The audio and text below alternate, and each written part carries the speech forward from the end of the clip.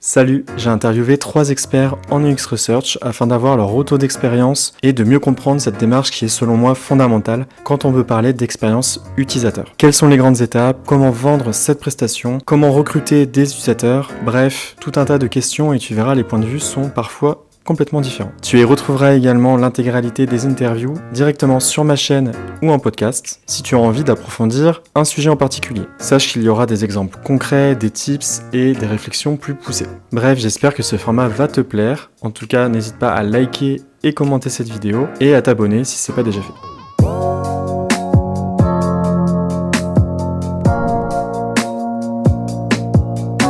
Salut Bertrand. Salut Nicolas. Merci d'être là aujourd'hui pour parler UX Design. Est-ce que tu peux te présenter ? Donc je m'appelle Bertrand Cochet, j'ai 51 ans et me définir est peut-être quelque chose d'un peu complexe parce que j'ai eu la chance d'avoir plusieurs vies en une et je pense que c'est pas fini. Aujourd'hui, je suis directeur de l'innovation dans une nouvelle agence où je dois également continuer à travailler sur l'UX et accompagner les équipes techniques, mais également imaginer la mise en place d'un pôle de design de service. Donc je suis Jean-Yves Rigal, designer depuis une quinzaine d'années maintenant. Au fil du temps, je me suis spécialisé sur des questions plutôt de stratégie de service et d'expérience. Et pour faire ça, il faut faire de la recherche. Donc la recherche est arrivée avec le reste et expert, oui, en tout cas, grosses appétences et expérience dans le domaine. À force d'en faire et d'en refaire, on finit par savoir à peu près ce qu'on fait. Moi je m'appelle Justine Fourneret, je suis UX Researcher et designer de service. Comment je définis mon métier ? En fait, moi, mon métier il consiste à comprendre les besoins des utilisateurs d'un futur produit ou d'un futur service ou d'un service existant.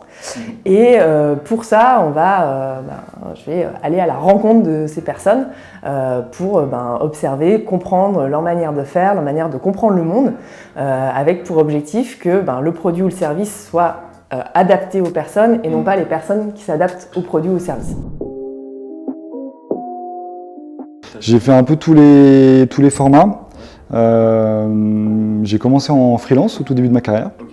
Ça a duré entre 1 et 2 ans. C'est pas forcément ce que je recommande d'ailleurs à des jeunes qui démarrent, dans le sens où c'est bien. Enfin, moi, avec du recul, j'ai beaucoup appris en travaillant avec d'autres. Et quand tu es en free, finalement, tu te retrouves un peu jeté à l'eau comme ça, tout seul dans le grand bain, c'est pas évident. Par contre, j'ai eu l'énorme chance de travailler à ce moment-là avec un anthropologue en mobilité urbaine. Donc ça m'a ouvert, en fait, on va parler recherche utilisateur, ça m'a en fait complètement ouvert sur ce domaine-là lié au design, qui est collé au design, qui n'est pas complètement le design, mais qui est collé, que je ne connaissais pas vraiment. Et donc en fait, tout cet apport de l'anthropologie m'a beaucoup amené. Et puis après, j'ai travaillé en agence pendant 6 ans, une agence numérique, de production de contenus digitaux, très orienté sur la formation, l'accompagnement au changement dans les entreprises. Transformation digitale.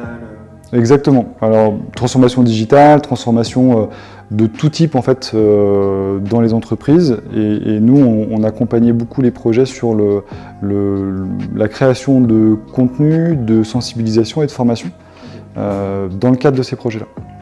Et en fait, le lien qui existe avec ce que je fais aujourd'hui, c'est qu'on était pratiquement tout le temps embarqué sur des projets de mutation, d'organisation, et des gros écosystèmes qui étaient en train d'évoluer. Et donc en fait, le fil se tire avec l'aspect plutôt stratégique du design. Et puis après, j'ai fait un saut dans le grand univers des ESN pendant 3-4 ans. Je crois que j'avais besoin de passer par cette case-là, de cocher la case de designer UX dans ce genre de structure. C'est pas forcément là que j'ai appris à faire mon métier, mais par contre c'est plutôt là où j'ai appris à... En fait, j'ai fait beaucoup de management, j'ai fait beaucoup de direction d'équipe, j'ai fait beaucoup de marketing du design d'une certaine manière, de comprendre comment est-ce que tu peux expliquer ce que tu fais et le vendre et à qui. Et en fait, ça a complété finalement un parcours où j'étais passé par des choses où j'étais plus dans le faire. L'expérience que tu as acquise déjà avec les autres. Ouais, exactement.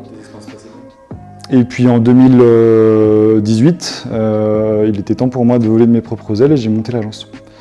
Donc j'ai monté d'aventure, ouais, merci. J'ai monté d'aventure en 2018, tout seul d'abord, et puis aujourd'hui on est 4. L'objectif étant d'arriver à accompagner des projets de manière assez large, à la fois sur les aspects de recherche et de stratégie, et puis après de conception de services et d'expérience, avec des fonctions un peu plus identifiées, telles que l'UX et l'UI qu'on connaît aujourd'hui, quoi. Ça fait maintenant 3 ans que je suis en freelance. J'ai travaillé pendant plus de 5 ans en agence conseil. En tant que UX researcher aussi? Alors, pour te raconter rapidement mon parcours, moi à la toute base j'ai fait Sciences Po à Toulouse, donc une formation qui était très axée sciences sociales, sciences humaines. Et c'est assez marrant parce que j'ai été beaucoup formée, il y a beaucoup de cours de sociologie, beaucoup de cours d'enquête, parce que Sciences Po ça forme à des métiers du journalisme, à des métiers d'enquête terrain. Et c'est assez drôle parce que récemment, par exemple, j'ai remis les mains dans mes cours et je me suis rendu compte que j'avais vraiment été formée au métier que je fais aujourd'hui alors qu'il n'existait pas encore à l'époque. Et puis, suite à ça, je me suis spécialisée j'ai très vite eu une affinité pour la com et pour la culture. Ça, c'est depuis toujours que j'aime la culture. Et du coup, je me suis spécialisée en com culturelle. Et au sortir de mes études, j'étais chargée de com dans un théâtre à Lyon. J'ai bossé pendant 6 ans dans la culture. Et puis, arrivée à 30 ans, je croise dans une soirée une copine de copine qui était UX et qui me parle de son métier. Et là, ça a vraiment fait tilt. Je me suis dit, ça match vraiment avec notamment cette formation initiale que j'avais eue à Sciences Po. Le côté compréhension de l'humain, compréhension des comportements. Et c'est à ce moment-là, je me suis dit, allez, je me forme. Donc j'ai fait une année de formation au Gobelin à Annecy, en alternance. Je suis rentrée en agence comme ça. Et au début, mes missions au sein de l'agence, c'était vraiment de l'UX design. Il y avait peu de research à l'époque dans cette agence-là. Et même en général dans le métier en France. C'était il y a 8 ans maintenant. Et donc j'ai commencé par faire des interfaces, par faire vraiment du design d'interface, de conception, etc. Et je me sentais un petit peu pas à ma place. Je me disais, j'arrive à le faire, mais je sais pas, je me sens...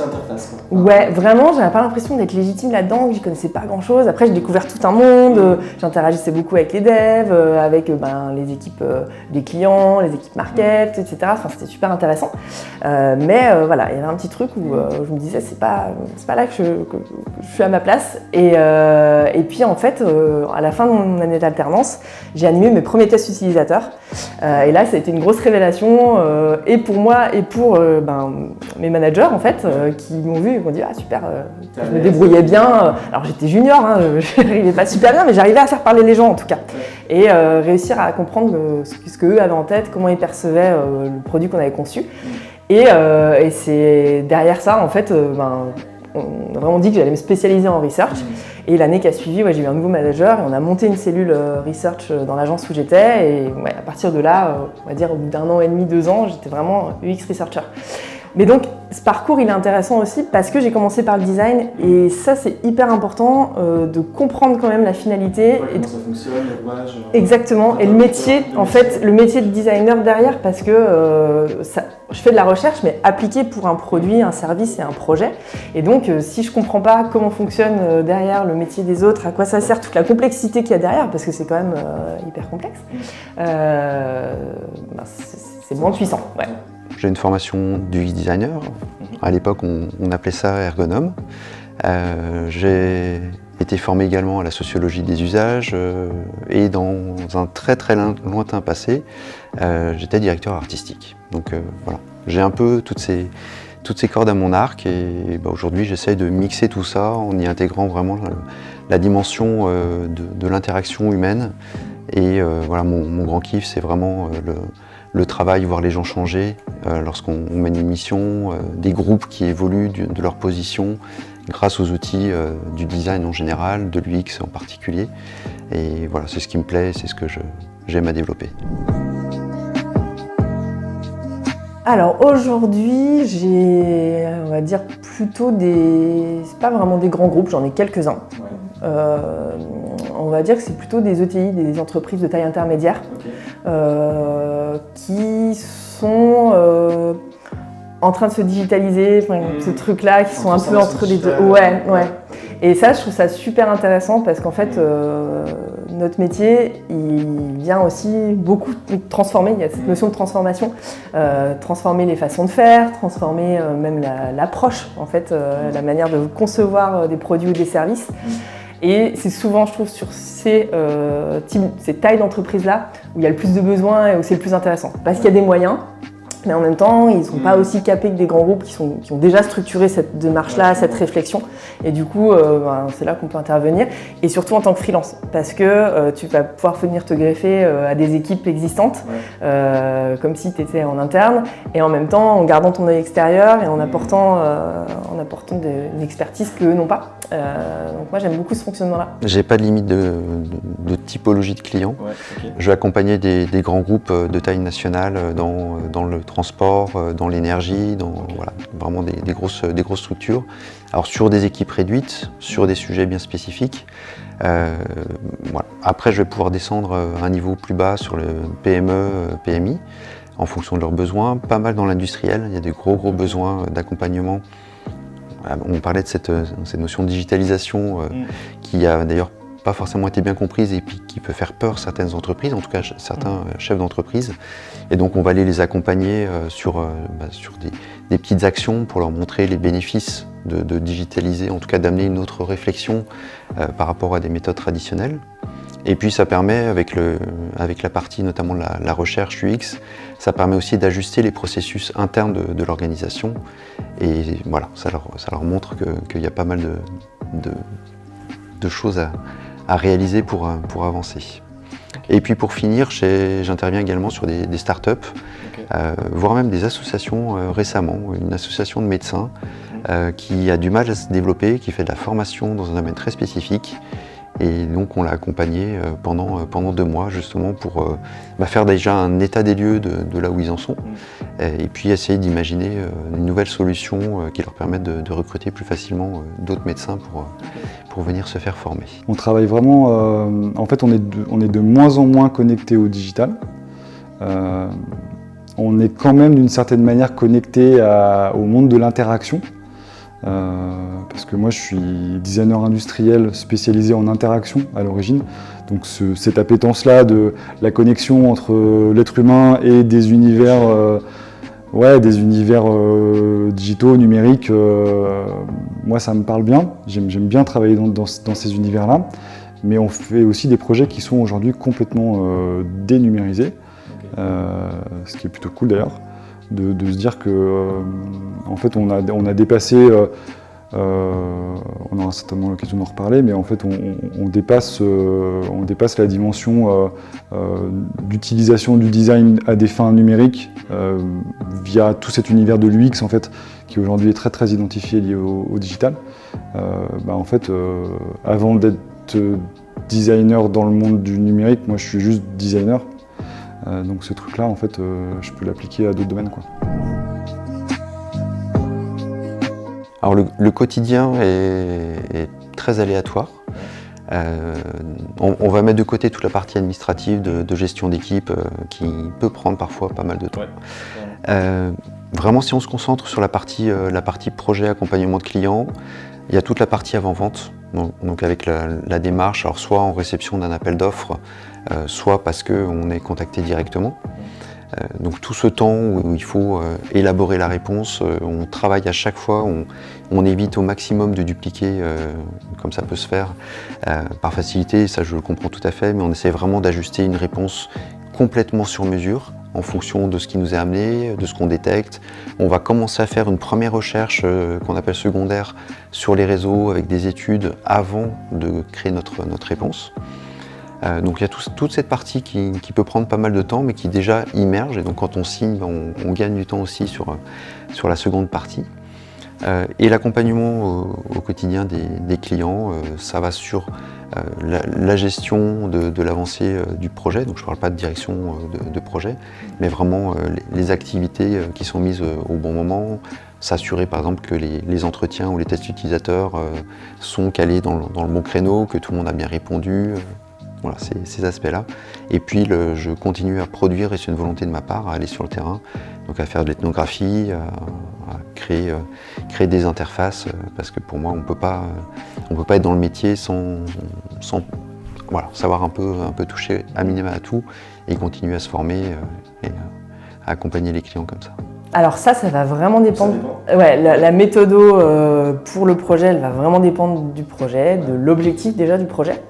Pourquoi qu'est-ce qu'on veut chercher à comprendre, qu'est-ce qu'on veut chercher à savoir, qu'est-ce qu'on veut chercher à obtenir à long terme en créant un produit, un service, ou en voulant l'améliorer ou en voulant le transformer. Donc ça c'est hyper important déjà. Pourquoi c'est la base du projet et des besoins. Ouais, des besoins du commanditaire et des contraintes aussi. Hyper important de comprendre les contraintes et comprendre, en fait, c'est presque même d'élargir, essayer de comprendre de quoi on parle en fait. Parce que le client, lui, il vient, il est centré sur son produit, il est centré sur lui. C'est normal en fait, il est dans cette culture il est dans une industrie, dans un domaine et il est centré sur lui et tout ça. Mais à la base, c'est essayer de comprendre finalement, ok, ça c'est vous et de quoi on parle, essayer de déjà commencer à switcher d'un point de vue utilisateur, quel est le sujet de fond. Et à partir de là, essayer de comprendre qu'est-ce qu'on cherche à savoir là-dedans. Et à partir de là, on va derrière définir justement la méthodologie. Et une méthodologie, c'est une combinaison de plusieurs méthodes. Dans l'idéal, c'est mieux d'avoir plusieurs méthodes. Quelle méthode, par exemple Et une méthode, c'est vraiment des interviews, des focus group, de l'observation ethnographique, observation terrain. Ça, c'est une méthode. Ou une enquête quanti. Voilà. Toi, tu préconises d'avoir plusieurs méthodes pour répondre vraiment à cette phase de recherche. Oui. Okay. Ouais. Une méthodologie, c'est vraiment combiner plusieurs méthodes parce qu'en fait, chaque méthode a ses avantages et ses limites. Et en fait, en combinant, en faisant au moins deux, tu vas prendre le meilleur des deux et puis contrer les limites des unes et des autres. Après, c'est pas toujours possible. Ça, c'est dans l'idéal. Moi, j'essaye de pousser ça. Des fois, tu as des contraintes de temps, tu as des contraintes de budget. Elle est très différente en fonction des personnes. Ça aujourd'hui c'est clair parce que dans l'équipe en fait si tu prends la chaîne de conception, si tu dis voilà moi je suis une entreprise, j'ai un besoin qui est encore un peu flou mais en tout cas je sens que mon business est en train de muter dans une direction ou que mes usagers répondent plus complètement à mes offres ou je sens qu'il y a des sujets sur lesquels je suis en torsion, mutation quelque part et je vais travailler avec une agence de design. En fait, là-dedans, si tu veux accompagner ces boîtes-là, tu as plein de choses différentes à faire. Tu as de la recherche et de la stratégie, évidemment. Et puis après, derrière, si les activités sont... les opportunités, les projets que tu peux développer, s'ils sont numériques, là, il faut des personnes qui sont spécialisées dans la conception digitale. Et en fait, à l'agence, on a tenté de construire un écosystème dans lequel on peut accompagner les clients sur toute cette chaîne-là. De la recherche et de la stratégie jusqu'à des interactions avec des développeurs informatiques où tu vas faire des maquettes et puis leur faire des specs, du end-off pour qu'ils puissent après développer des choses. Et en fait, comme on a cette chaîne-là, et en fait, entre les personnes de la chaîne, ils ont un travail qui est complètement différent, quoi. C'est pas mal de choses différentes. C'est d'abord beaucoup de patience et d'empathie, je pense. Être capable de descendre en profondeur dans des sujets en mettant de côté tes a priori, en mettant de côté tes impatiences, tes idées toutes faites, les raccourcis que tu pourrais faire pour aller le plus vite possible d'un point A à un point B, c'est accepter que tu rentres dans un inconnu en fait. Ça c'est clair. Un inconnu humain, parce que l'idée de la recherche d'usage, c'est d'aller vraiment à la rencontre des humains, quoi, pour comprendre ce qu'ils ont dans la tête, leurs besoins, leurs envies, leurs peurs, leurs motivations. On ne travaille pas forcément que autour du besoin. On travaille aussi beaucoup autour de la motivation. Alors je pense qu'il y a une définition tout à fait officielle. Pour moi, c'est un expert formé qui va sur le terrain pour observer, donc observation ethnographique, pour échanger via des entretiens, pour réaliser des audits, pour éventuellement commencer à animer de premiers ateliers. C'est vraiment toute cette partie, il existe des trentaines, au moins une trentaine d'outils qui permettent de faire ça. Voilà. Je vais rencontrer le client de mes clients et je vais rencontrer les équipes de mon client. En fait, pour moi, la research, c'est pas une phase, c'est une démarche. C'est une démarche qui est étroitement liée à la démarche UX. Enfin, c'est le cœur du truc. Pour moi, c'est vraiment de te dire, on inclut nos utilisateurs dans notre façon de concevoir le produit et c'est lui qui est le référent. Donc, si on fait de l'UX design sans jamais avoir des contacts avec les utilisateurs, pour moi, on ne fait pas de l'UX design. On fait juste du maquettage. Mais c'est pas une démarche centrée utilisateur. Après, est-ce qu'il faut forcément faire une phase exploratoire avant de faire de la maquette? Pas forcément. Des fois, on n'a pas le temps. Des fois, c'est pas nécessaire. Des fois, on a des hypothèses déjà suffisamment fortes pour se dire on maquette et puis on va ensuite faire du test. Mais ce qui est important, c'est qu'il y ait des interactions et des contacts avec les utilisateurs dans le projet et pas qu'une fois, de manière itérative, qu'il y en ait régulièrement pour pouvoir apprendre en fait. À chaque fois qu'on va à leur contact, c'est une manière d'apprendre sur son produit, de le faire évoluer, le faire avancer. Pour moi, c'est une étape indispensable. Okay. Donc, quelques exemples du passé qui ont prouvé ce que je viens de dire. On arrive avec beaucoup de données, avec des études complètes réalisées en interne, donc qu'on prend le temps d'étudier, on pose des questions, etc. Et puis on mène le projet, et puis on s'aperçoit qu'au final, là encore, parce que la vision, l'orientation de ceux qui avaient produit l'étude, qui ne l'avaient pas fait à dessein, mais avaient intégré leur propre connaissance des processus et des mécanismes qui étaient en jeu. Et nous, enfin moi en tout cas, à l'époque, j'ai pas eu le réflexe d'aller les remettre en question. Et par conséquent, le projet n'a pas été un échec, mais a été compliqué, puisqu'il a fallu reprendre, et là on est reparti sur de la vraie recherche. Les quelques rares moments où on peut ne pas faire de recherche, c'est quand les personnes que l'on doit contacter sont peu accessibles. Si tu dois réfléchir par exemple à de nouveaux services ou une amélioration des services dans un endroit où il y a des personnes âgées, par exemple, où c'est fermé, sécurisé, bien évidemment, tu ne vas pas pouvoir entrer dedans. Alors après, tu peux utiliser des sondes culturelles, il y a d'autres moyens d'y accéder. Tu dois améliorer les parcours dans un sous-marin nucléaire. Tu doutes bien qu'a priori, on ne va pas nous laisser rentrer dedans.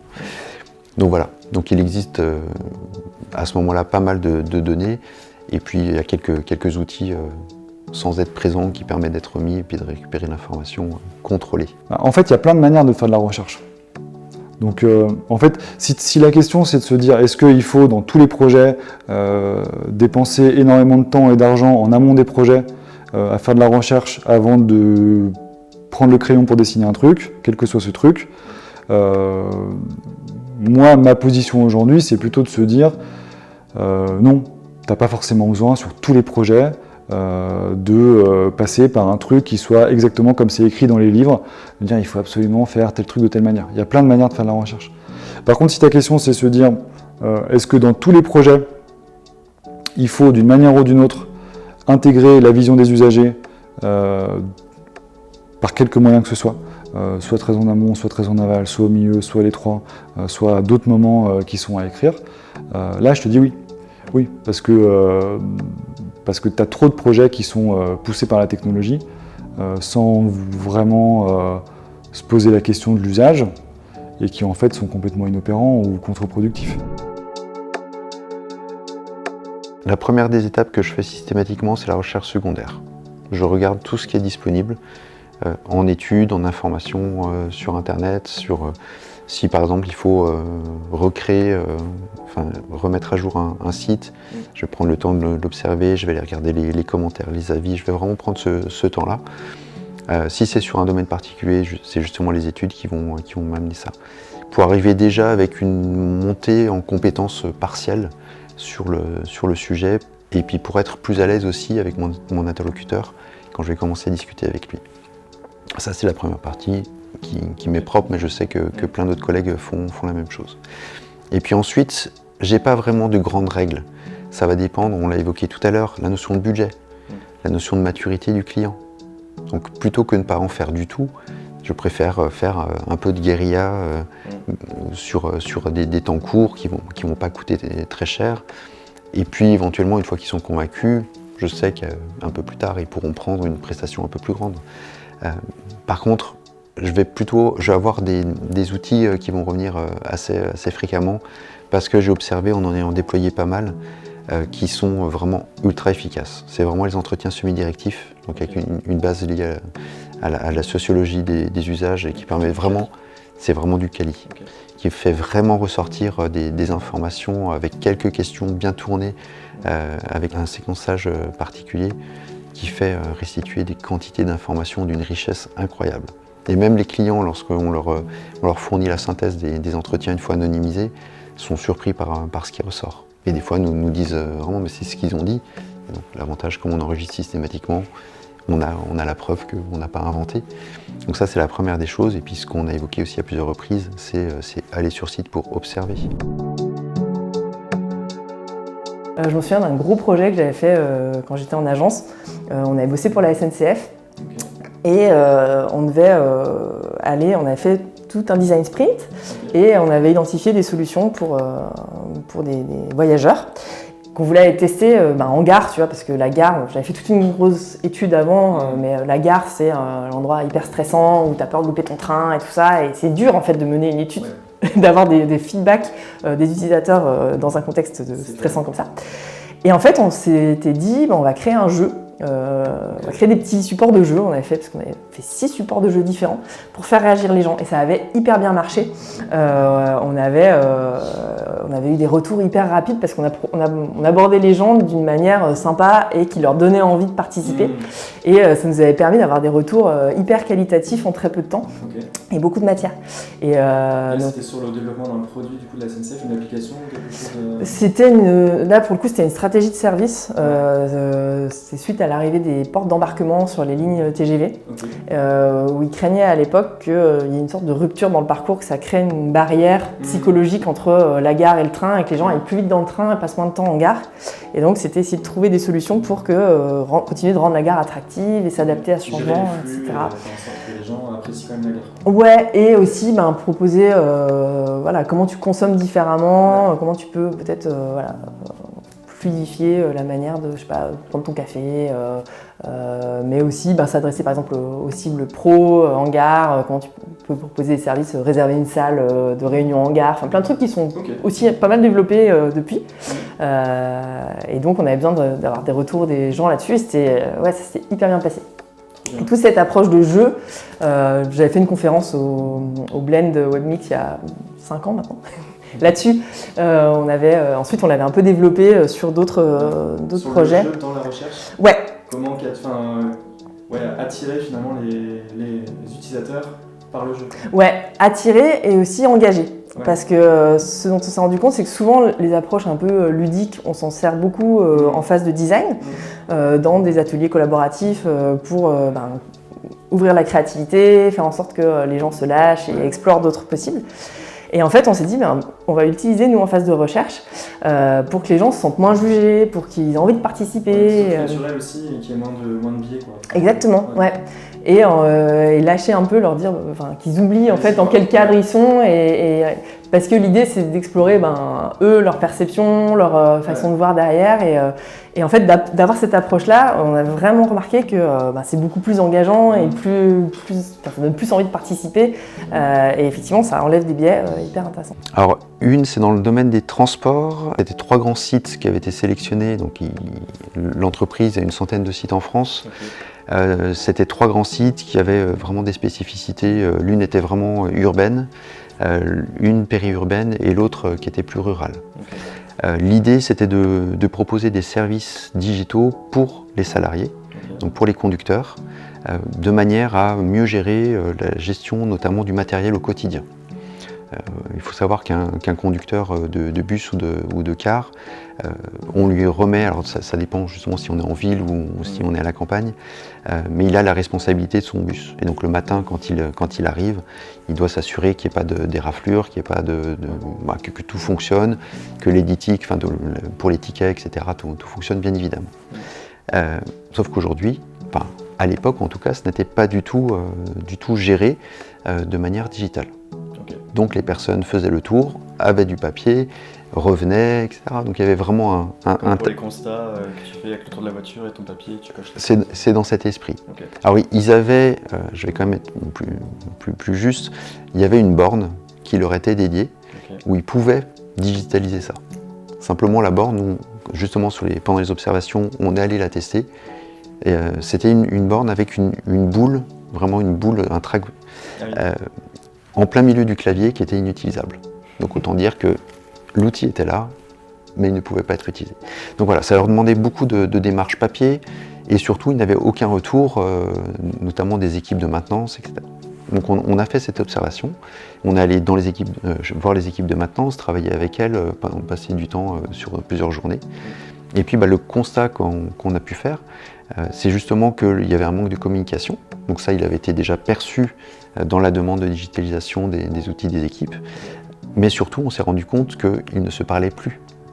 Et donc le point d'attention qu'on a porté, c'est de se dire qu'il ne faut pas que le digital vienne couper encore plus cette notion de communication. Il y avait des frustrations d'un côté, frustrations de l'autre, une tablette ou un ordinateur ou même un téléphone qui permettent d'envoyer des informations, mais si ça s'arrête là, c'était pas bon.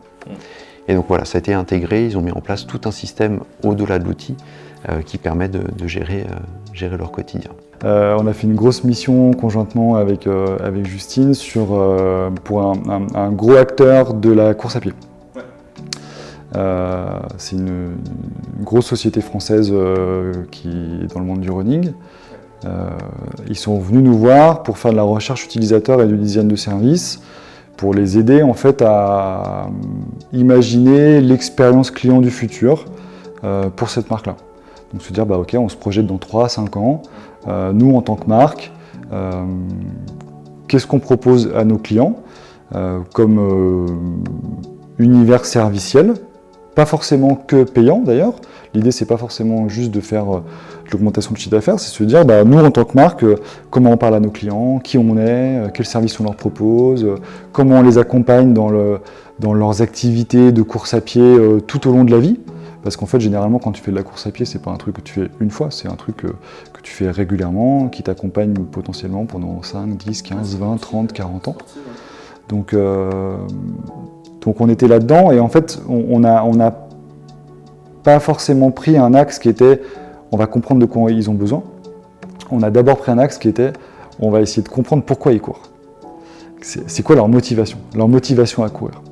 Et en fait, en abordant le sujet de cette manière-là, on a apporté à notre client une connaissance hyper profonde, très sociaux en fait, sur pourquoi est-ce que ces gens-là vont se lever 3-4 fois par semaine à 6h du mat ou les jours où il pleut et puis aller courir et faire 5, 10, 15 bornes et pourquoi alors qu'ils ont des douleurs aux genoux, ils continuent à courir parce que c'est ça la réalité en fait de la course à pied. Pas pour tout le monde mais pour une bonne partie d'entre eux. Ouais, ils sont assez vénères. Ouais, complètement. Et donc on est vraiment allé chercher les besoins, enfin pas les besoins, on est vraiment allé chercher les motivations profondes de pourquoi ils courent en fait. Et de ça, en fait, nous a fait émerger des personas qui étaient hyper intéressants parce que on parlait pas juste de Benoît il court 3 fois par semaine, il a des chaussures qui coûtent tant, qu'il a acheté dans tel magasin, etc. Mais on parlait vraiment de pourquoi est-ce qu'au fond de mes tripes, je me lève le matin pour aller courir, quoi. Et en fait, quand tu décèles ça, quand tu comprends ça, tu es beaucoup plus à même en tant que marque, tu es beaucoup plus à même derrière de développer des univers, des services, des produits qui vont pas juste être fonctionnalistes, mais qui vont vraiment parler aux gens, quoi. En fait, souvent, les clients, ils viennent pas me voir en me disant on est en train de se transformer. Ça, c'est c'est une ambition qui est trop grande, en fait. Ouais, c'est dur à exprimer, je pense, pour le client, de se dire on est dans une transformation digitale. Oui. Parce qu'ils ne s'en rendent même pas compte eux-mêmes, en fait. Enfin, ou ils sont dedans, mais ils ne l'expriment pas comme ça. Et ça, c'est vraiment un truc profond, de fond. Alors qu'en fait, ils viennent te voir pour... on est en train de refondre un outil, on est en train de... on veut revoir notre app, on veut faire une nouvelle version.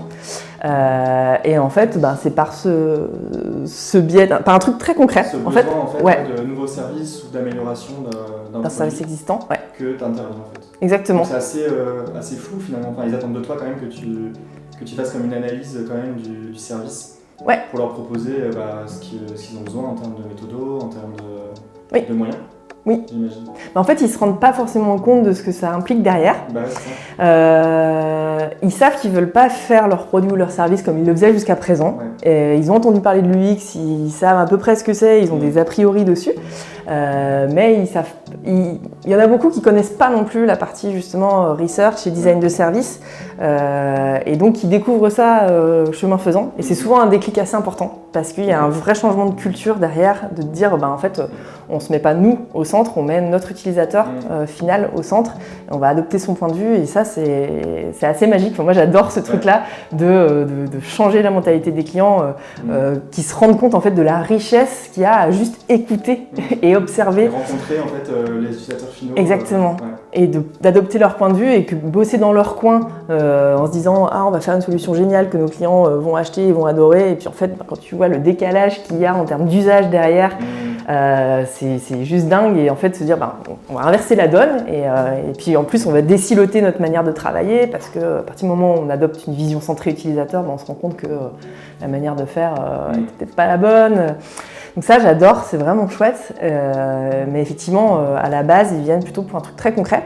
Et d'où l'intérêt aussi de bosser en freelance. Moi, je bosse maintenant beaucoup en binôme. J'aime bien faire en binôme, en trinôme, ou des collabs avec des gens qui sont UX designers, justement, parce qu'on a vraiment à s'apporter l'un et l'autre. Dans le sens où, typiquement pour un projet où, là, je pense à un projet sur lequel c'était une refonte d'appli. Le besoin, c'était quand même derrière tomber l'appli. Moi, c'est pas mon métier, c'est pas cette partie-là. Mais en même temps, il y a besoin pour tomber une appli d'avoir des infos et de comprendre un peu mieux ce qu'on attend de les gens. Et donc, on peut répondre à plusieurs dessus et vraiment couvrir l'ensemble de la démarche UX en fait à deux. Et voilà, ça c'est cool. C'est un sujet qui est très compliqué. Aujourd'hui, ce qu'on essaye de faire, c'est d'en parler par l'exemple.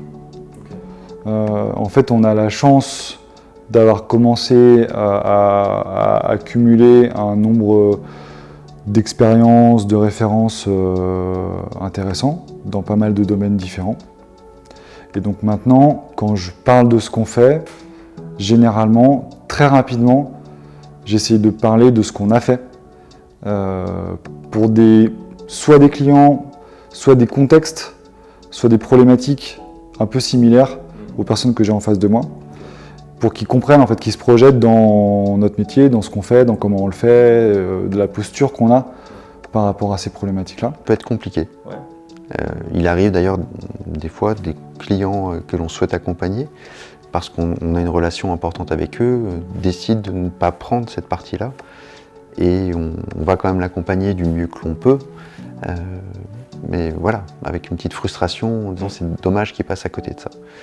La plupart du temps, on va amener tous les éléments pour les convaincre sur la rentabilité d'investir 10% à peu près du budget par rapport au temps et à la qualité qui vont être gagnés à l'issue de ça. Donc au-delà de la partie argent, il y a cette dimension de maturité qu'on a déjà évoquée, où il va falloir les accompagner pour leur expliquer l'intérêt, qu'est-ce qu'on va faire aussi. Très souvent, lorsqu'on leur dit que, par exemple, si on fait des entretiens semi-directifs, ils vont dire oh, mais on va surtout pas leur demander leur avis parce que ça va partir dans tous les sens, etc. Donc on va leur expliquer qu'on a une trame de questions validée avec eux, qui sont structurées d'une certaine manière, qui fait que justement les personnes répondent dans le cadre de la question et qu'on est aussi formé pour cadrer si la personne sort vraiment trop. on va la ramener à la prochaine question ou à terminer son idée dans le cadre de la trame de questions. Donc là encore une fois, se montrer qu'il y a de la méthode derrière, c'est qu'on n'arrive pas juste avec notre sourire et à poser les questions qui nous viennent, mais que tout est structuré comme toi tu as ta trame de questions là et qui permet justement d'avoir la fluidité et la qualité qui va bien.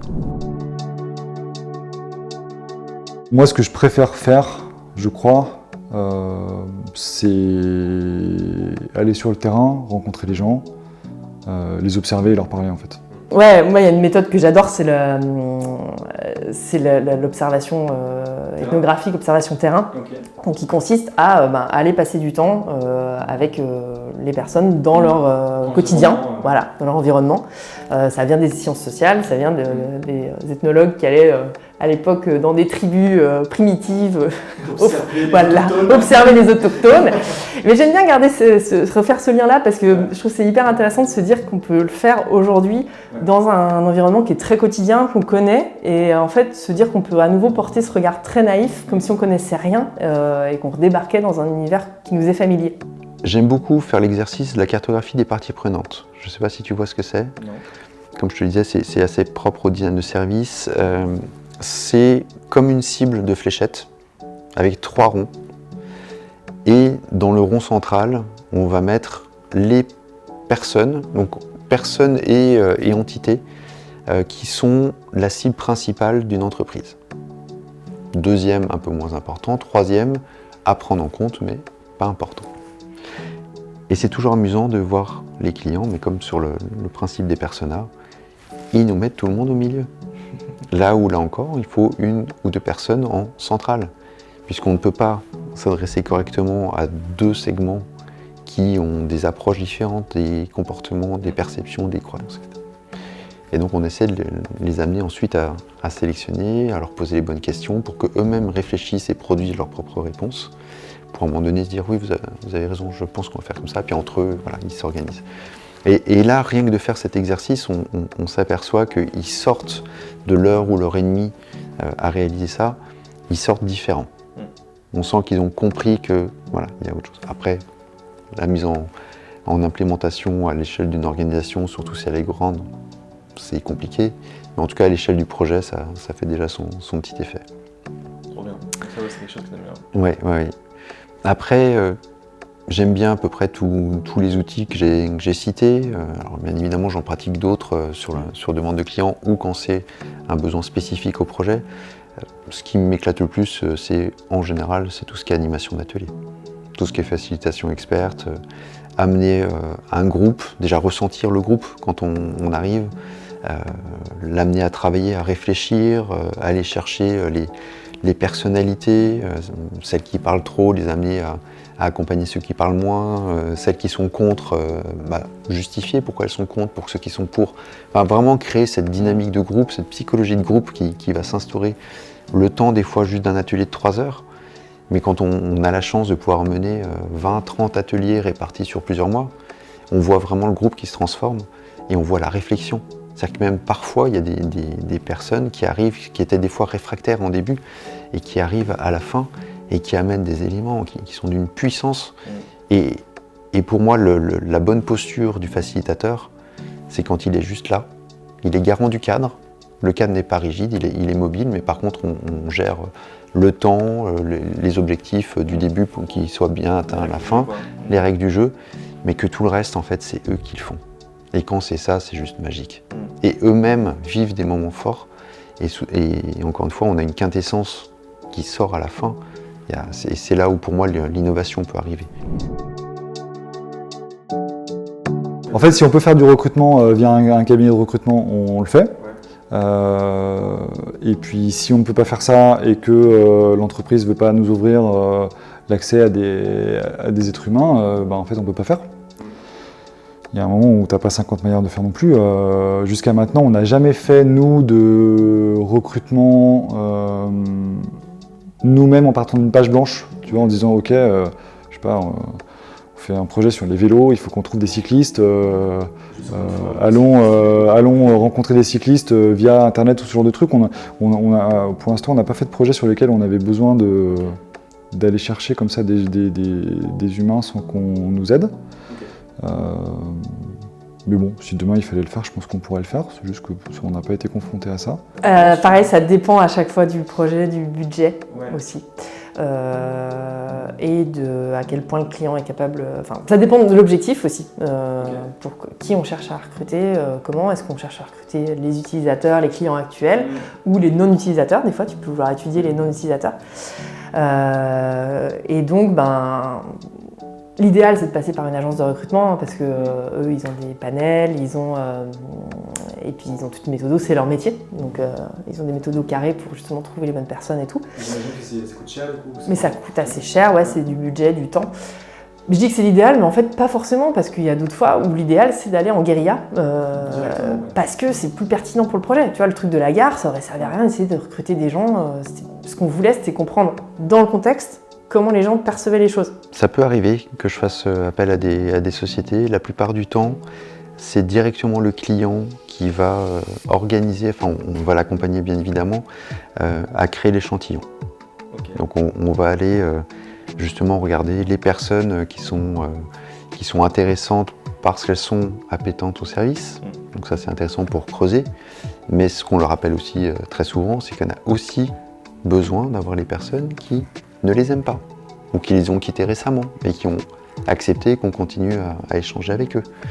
Et donc là, on va créer l'échantillon, soit c'est eux qui les contactent, le premier mail de contact ou le premier appel, c'est souvent eux qui le font, puisque c'est eux qui avaient la relation, et indiquant qu'ils vont être contactés par une société tierce.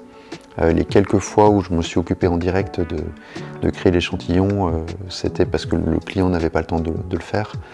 Mais je me suis rendu compte que c'était un petit peu plus fastidieux de passer la barrière d'entrée.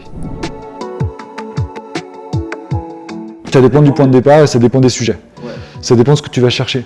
En fait, le quanti, c'est super parce que tu peux avoir un très grand panel de personnes. En fait, tu peux savoir ce que pense un très grand panel de personnes. Mais par contre, tu ne vas pas savoir pourquoi ils le pensent. Tu vas juste savoir, je sais pas, moi, on a découvert que 54% des gens préféraient les vélos blancs. Et pourquoi est-ce qu'ils préfèrent les vélos blancs? Est-ce que parce qu'ils sont plus discrets, ils sont moins volés? Est-ce qu'ils vont plus vite? Est-ce que socialement parlant, je sais pas, moi, il y a un truc autour d'avoir un vélo blanc qui est, tu vois, c'est plus stylé? Ou est-ce que, je sais pas, moi, il y a un champion de vélo qui est toujours en vélo blanc, donc tout le monde veut un vélo blanc? En fait, ça, tu peux pas le savoir, tu vois, dans le quanti. Tu vas juste te dire, 54% des gens préfèrent les vélos blancs.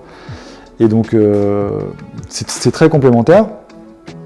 Mais si tu vas pas poser la question du pourquoi, en fait, tu passes un peu à côté des trucs, quoi. Donc, je pense que le rôle du designer, c'est quand même d'aller questionner les pourquoi. Donc voilà, c'est deux méthodes qui sont complémentaires, qui apportent deux visions différentes du même sujet. Tu vas pas chercher les mêmes choses avec. C'est un peu con, mais c'est travailler avec tes a priori. Parce que, en fait, on est tous cafés d'a priori sur à peu près tous les sujets qui peuvent exister. Et souvent, en fait, on est un peu à côté de la plaque, ou comme tout humain, même si on fait peut-être un peu plus preuve de distance que d'autres personnes, parce qu'on est toujours un peu en train de faire ses allers-retours dans les sujets, mais malgré tout, comme tout humain, en fait, on regarde le monde avec nos yeux à nous, quoi. Donc il y a un moment où faut pas non plus se faire trop confiance par rapport à ça. Pareil, un des pièges quand même, c'est, parce que même si on essaie dans le recrutement d'être assez ouvert, on est soi-même des humains, donc on est limité dans notre façon de voir le monde et tout, et on a aussi nous-mêmes des a priori. Il y a une vidéo que j'aime beaucoup montrer à mes étudiants, c'est un distributeur de savon. C'était une vidéo qui était sur YouTube. Et le titre, c'est « Distributeur de savon raciste ». Et en fait, tu vois une personne blanche qui passe sa main sous un distributeur de savon, ça fonctionne. Et ensuite, il y a une personne de couleur qui passe sa main et ça marche pas.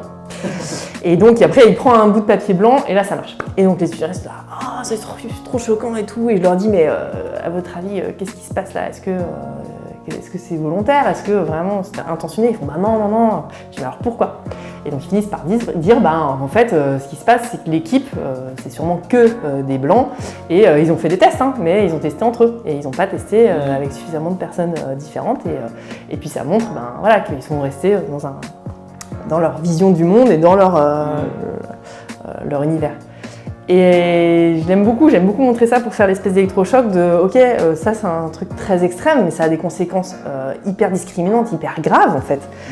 Et ça arrive tous les jours dans plein de produits, plein de services concrets, parce qu'on reste trop centré sur nous, l'équipe. Et je dirais que un des pièges à éviter, c'est justement de rester auto-centré, quoi. Et malgré tout, Il n'a pas diversifié son panel. Son panel, c'est des gens dans la conception, tu vois, de rester un peu dans un entre-soi dans toute la démarche. Et pas que... oui, dans la research, particulièrement sur son panel, effectivement. Et ça, c'est dur, en fait, tu vois, de dire comment je crée cette diversité, jusqu'où je vais, comment en même temps je sélectionne les bonnes personnes. Et moi, c'est un truc qui me travaille, que j'ai pas toujours trouvé. Tenter des trucs, puis au pire, tu te plantes, c'est pas grave, quoi. Mais tenter des choses. Okay. Carrément. Voilà, je pense qu'aujourd'hui, l'écueil dans lequel il faut essayer de pas tomber, c'est celui-là, et il nous guette tous, nous aussi, tu vois. Encore une fois, j'ai pas du tout un discours moralisateur par rapport à ça. On est tous, exactement, c'est confortable. Tu te dis, la dernière fois j'ai fait ça, ça a bien marché, je vais refaire pareil. Cet atelier, je le connais, je le maîtrise, ou alors telle manière de faire des tests, je la connais, je la maîtrise, je sais que ça va bien se passer. Mais en fait, faut d'abord te poser la question de savoir si c'est vraiment ça qu'il faut faire avant de le faire. Fermer les ordi, sortir, parce qu'en fait c'est trop facile de rester là franchement, mes étudiants, souvent, on commence et au bout de 3 heures, en fait, ils sont dans la rue en train d'interviewer des gens et avant d'y aller, ils sont là « Oh non, on va pas vouloir y aller, on a trop peur et tout », puis ils reviennent et ils sont trop contents. Et ça, c'est le message le plus important que je veux leur faire passer, c'est juste allez-y, arrêtez là de vous cacher derrière vos ordi, vos écrans et d'essayer de trouver des données sur les gens et de rester dans vos a priori, et juste allez rencontrer, sentez ce qu'ils ressentent, posez-leur des questions. Même si vous le faites mal, vous apprendrez des choses et puis après, par l'expérience et puis par plein de ressources, tu peux te former et monter en compétence là-dessus.